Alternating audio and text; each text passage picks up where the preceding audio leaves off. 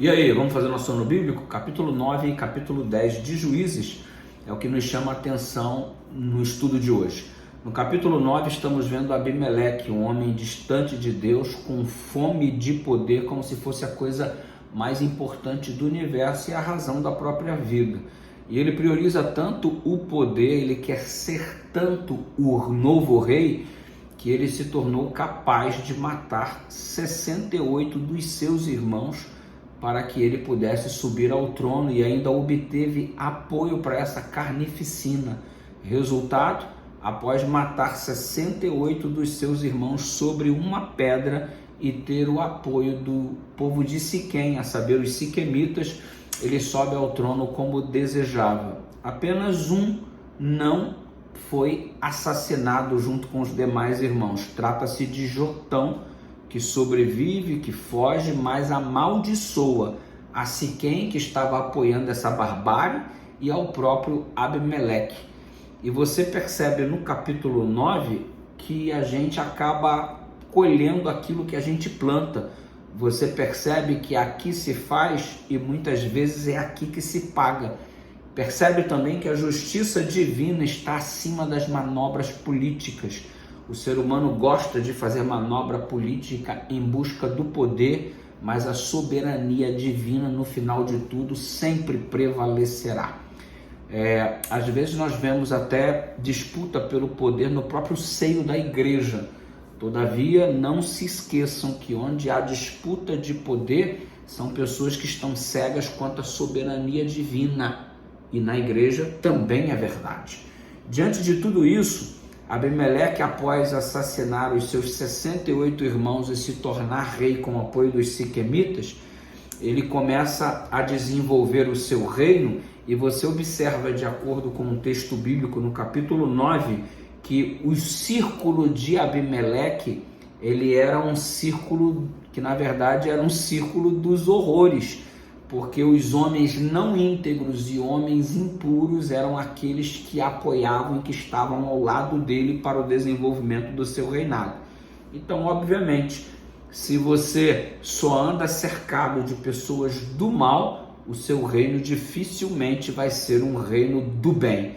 Então você observa que Abimeleque estava indo de mal a pior, e os mesmos que o apoiaram foi aqueles que posteriormente os traiu. Exatamente, ele foi traído pelos siquemitas e ele foi assassinado de modo trágico. Ele traiu os irmãos e foi traído pelos siquemitas. E aí, mais uma vez, vem à tona a mensagem que estamos sempre acostumados a ouvir: o que se planta, se colhe. Aqui se faz, aqui se paga. A justiça divina está acima de toda a politicagem que o ser humano realiza. O capítulo 10 de Juízes exibe de modo muito claro a condição do povo de Deus. Povo cheio de altos e baixos, vivendo uma gangorra espiritual.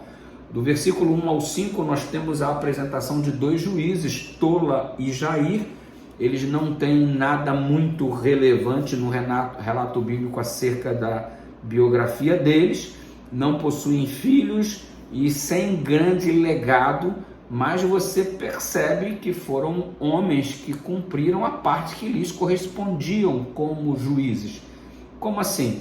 Quando você percebe a morte de Tola e consequentemente a morte de Jair, você percebe que o povo de Israel foi para distante do Senhor. O que isso significa?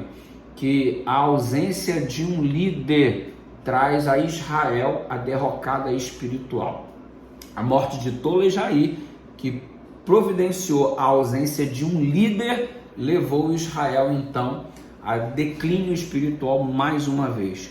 Um bom líder faz muita diferença, especialmente na condução do povo no caminho de Deus. Você observa que o povo percebe a bobagem que fez quando eles se tornam mais uma vez indivíduos que estão sendo subjugados ou sofrendo as consequências por parte da opressão de uma civilização vizinha. Israel tornou a fazer o que era mal, de acordo com versos 6 a 8, e Deus retira a sua proteção, porque Deus é um gentleman, ele não fica onde ele não é convidado. e ao retirar a sua proteção, fica evidente as consequências do pecado. Aliás, se não houvesse consequências na prática do pecado, consequências ruins, nós nunca teríamos o vislumbre de quão drástico e maligno é o pecado. Então, quando você percebe Deus retirando o seu time de campo, o povo sofrendo por causa da atitude de Deus de se afastar, uma vez que ele praticamente foi expulso pelas escolhas humanas, então você percebe que o povo experimenta as consequências trágicas do afastamento do Senhor, da junção à prática do pecado, e ao perceber isso, eles começam a sentir de fato que fizeram besteiras. Se não houvesse consequência trágica do pecado, nós nunca entenderíamos a malignidade do mesmo.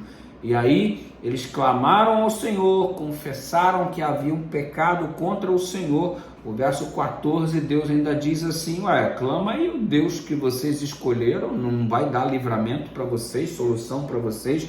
É até meio que um posicionamento reflexivo pautado na ironia por parte de Deus, para que o povo compreendesse a gravidade das atitudes. No entanto, o Senhor os socorre.